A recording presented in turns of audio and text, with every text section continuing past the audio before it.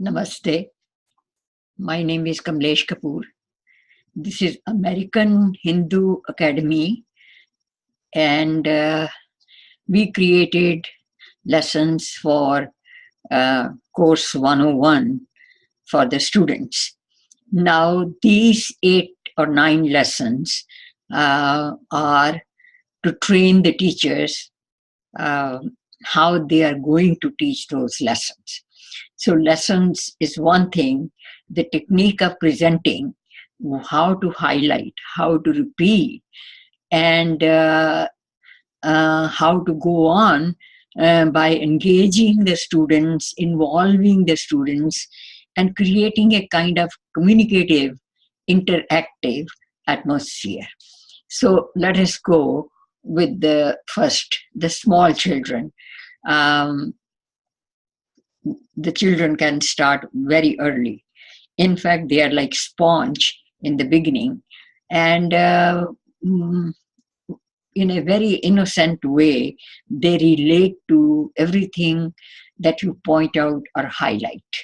It kind of makes them um, inquire, wonder, and try to understand. So, all of these things can be aroused in small children, and the maximum impact is made during those early years. So, let us see how we teach Hindu Dharma to elementary school children. And this list is given to you as teachers and parents that get familiar with this material. Now, I'm not asking you to read the 4 Vedas, but if you look at Rig Veda and just look at the to Dev or Devi, to which the hymn is addressed to. So, who is it that the rishis are trying to offer their devotion and seek their blessing or relate to the those energies? So, if you just look at the headings of the various hymns, they are addressed to Agni, fire. They are addressed to Indra, lightning, cloud system, rain making system, and you can go on and on different natural uh, energies. In this way, you are just getting familiar where those rishis uh, were going. So it does not mean that you start with all the Vedas and start reading. They require a life by itself to do that. So then there are Upvedas, specifically connected with different aspects of life. For example, Ayurveda is for medicine, Dhanurveda is archery, Vedang is another part, Vedanta, and Jyotish is astronomy. And then there are philosophic books uh, connected with several different aspects. So just get familiar with these things, not for the small children you're going to use it, but you should have some kind of grasp on the subject. And similarly, Bhagavad Gita, Ramayana, and Mahabharata should be really, really uh, deeply understanding it. You have in-depth knowledge of these aspects of Bhagavad Gita and Ramayana and Mahabharata as an outlined story. What does it relate to? And we'll connect it later on. Then there are sutras, and they are about yoga and different other subjects. Then there is Adi Shankaracharya, who came with Dvait and Advait. Dvait is a duality, that I'm separate and divine is a separate entity, isolated from each other. Advait is as I am, so is the divine, or just as the microcosm is, so is the macrocosm. So we are no different. And the reason why we consider ourselves different is uh, because of ignorance and illusion and not understanding the self itself. So Shankaracharya promoted Advait. It is also part of many Upanishads. So then there is Bhakti literature, many more commentaries, and recorded material is there about the chants, how to do the proper chanting of different verses. All this is just to give you an idea that there is a huge literature in the oral tradition, later scripted, and in Sanskrit. And many of these things are available in local languages and English also. So just get familiar so that students can understand what you know. If you are shaky, you will not be able to answer their questions, or you will be confusing. You will be confused, and you confuse others. So this source material is necessary that you have a list. Okay.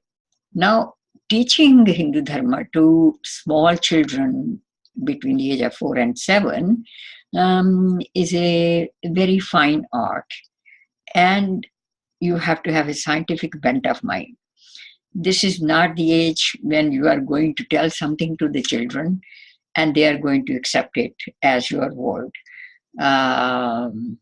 Absolute truth. There's no such thing these days. So kids are going to inquire, and why? This will be between the age of 4. Just before the age of 4, their pet word is no to every question or every request. Similarly, between 4 to 7, the question is why? And we should be able to give them in a very simple language. We use small sentences and vocabulary, the words that they are familiar with. You are not saying community. They don't know what community is. You will say just in the neighborhood, your class fellows or your friends next door. So simple language. And the lessons are short, but then they are repeated over and over in a different way. And we'll have 1 or 2 examples of that. Then you are going to sustain their interest. So if you are doing the monologue, then those kids will start looking here and there because you are not involving them and their attention span is very, very limited. So make them curious about our surroundings. And as you go along, repeating those lessons year after year, handling the subject, you will become more adept and more confident in teaching those children. So I would say that it is a very fine art. Teaching as it is, it involves a lot of control, knowledge of the content and strategy, and how to recognize the capacity and the aptitudes of different age groups. So create this interest, take the live examples, not bookish things, and that is how you go on. So we are now going to see, and when we say teachers, we also mean as parents. So long narratives, you're telling a story or describing a phenomena, and that will put them to sleep or they'll get bored. The usual method of telling short stories and legends works to some extent. It gives them do's and don'ts. What did Ram do? Obeying his parents. What did he do when he was asked to go back? He kept his word given to his father. And those kind of morals are do's and don'ts. Don't disobey and don't hurt anyone and love everybody. Those are values. So the advantage is that you learn values which eventually shape your behavior. Storytelling gives them feelings for different characters in the stories. So the story of Dhruv, the story of Harishchandra, those are short stories which will build a certain kind of framework of values. And then it also, story is always leading to more curiosity. What next? So, whereas the explanation is why, the stories are what next. So it's kind of intrigue and getting involved. There are different ways of doing things. The usual method used to be telling the stories and instilling the morals. Now let's see.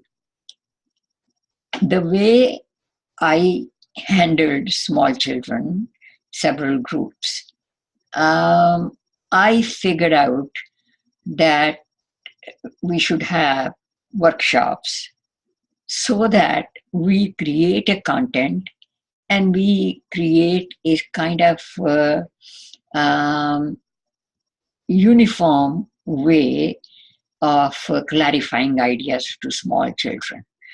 So this age group, remember again that they have very limited reading and writing skills. The lessons have to be experiential. They observe, they feel, they get interested, intrigued, and they experience. They are not memorizing. They are getting impressions, feeling it, experiencing it. And that is how the concept will stay with them. And they can later on build a relevance around those ideas. So all lessons are built around the reality and surroundings of the children. Each word has to convey an image. If you are saying neighbors and student friends, it gives them an image. But if you use a word like church group or temple group or community, they will not understand because it is beyond their range of vocabulary or experience.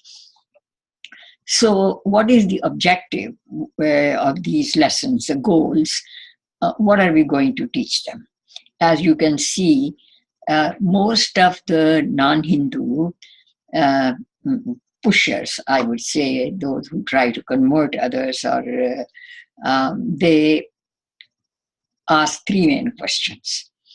So you have to prepare them right away how to answer, so that they are not cornered, they are not on the defensive, and they do not fumble, which means the question is coming and the answer is there right away.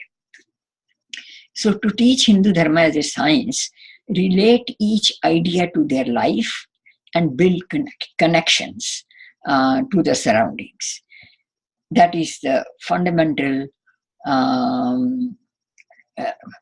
strategy to make a concept or drive it home. So learning how things change, then nothing stays the same. This is very simple. That things are never the same. They keep changing. And that is how the whole world is moving. Everything around you is changing. The scenery, the nature, the leaves, everything. So things change in um, because we do something. If I destroy a plant, the plant is destroyed, thing has changed, it is damaged. Or I do something to hurt another person, that person falls sick or is hurting, things have changed. And similarly, that is because we did something. And you can introduce the word our actions. Do not use the word karma yet. And then you can say that things change because they are meant to change. Things are born, then they grow, and then they die. And you give the examples of any animal or a plant that look what is happening now. It is growing. Eventually, it is meant to die. And that is the evolution, not use the word evolution, but that is the change that happens all the time. And when you go with this motion, they'll understand that the things are in cycles. Change is in cycle, continuous. So because of our actions, so we control our actions. And nature, we have to accept how the changes are taking place. We cannot fight nature. So then you name seasons, and you in each season how the nature responds. We respond by changing our clothes, the dress, the way we go out. We change according to seasons. Similarly, the nature also changes according to seasons. So you point it out. And they learn about nature, appreciate its beauty. What does nature do for us? Now, this is where we come to not just appreciating nature, but offering our gratitude to it. That brings out the devotional, namaha, namami, that I bow to you. Why? Because I'm grateful to you. And you take the example of sun. Imagine life without sun, what it would be. So we are grateful that the sunlight is there. I mean, in a couple of days, in a few days, there will be a solar eclipse. And even in those few hours, people can feel the difference, the vibrations in the whole nature of things. So you learn about nature, appreciate its beauty. What does it do for us?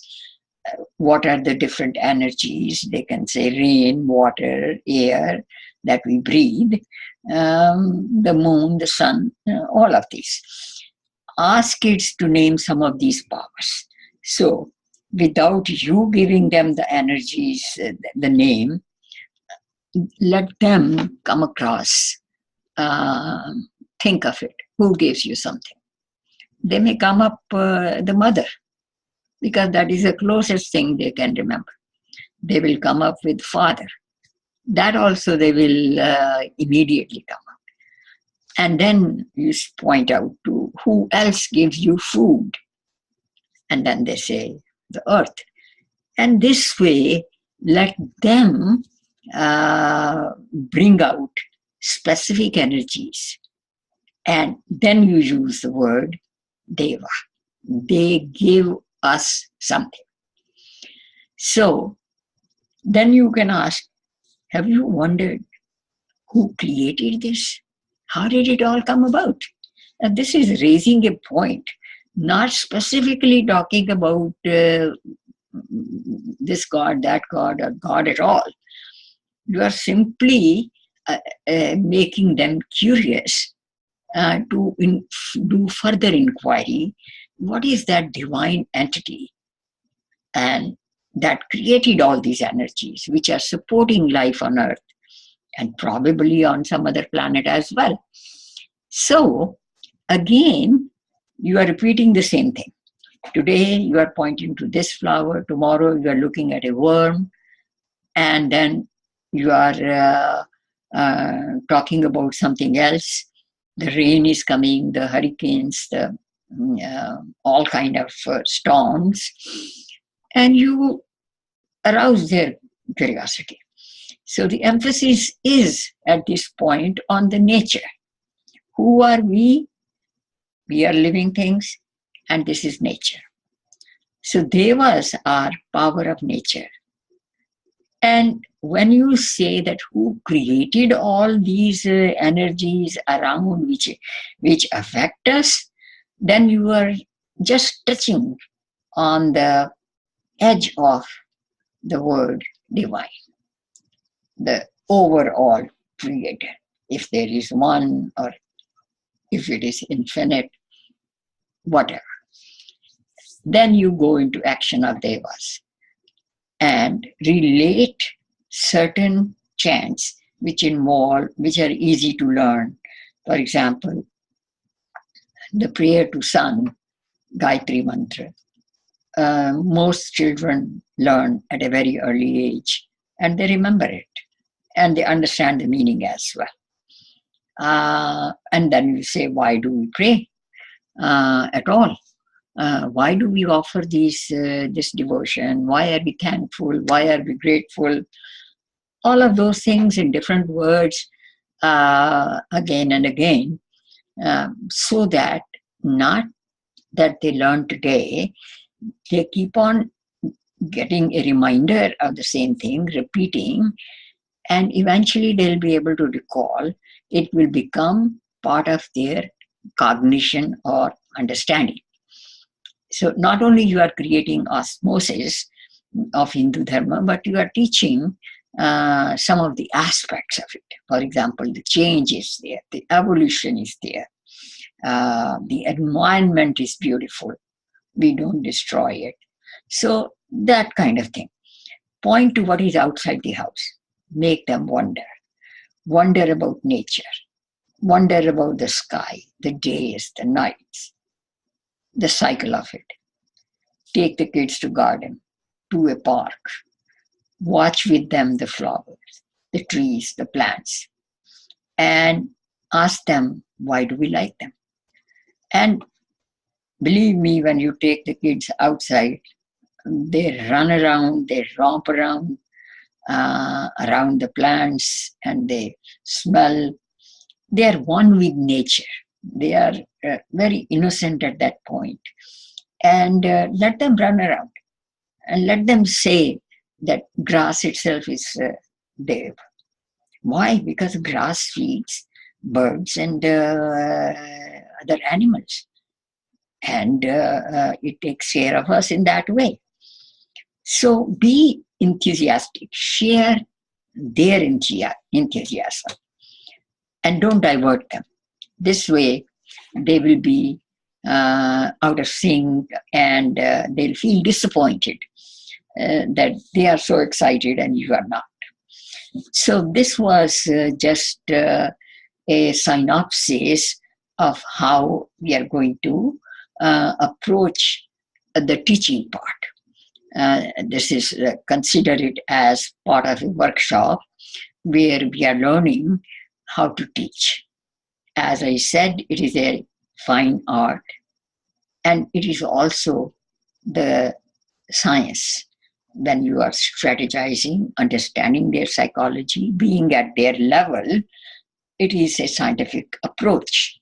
So next time, we'll go on building some more concepts and how to teach and those traditions, values, basic concepts, creation. How do we approach these subjects at the level of the individual students? So consider that everything is at the level of the students. If you go above their level, you have lost them. If you are below their level, they'll be lost. So that way, teaching has to be matched with the interest and the cognitive level of the students. Thank you very much. Till next time, I'm Kamlesh Kapoor, and I take leave from you. Good night.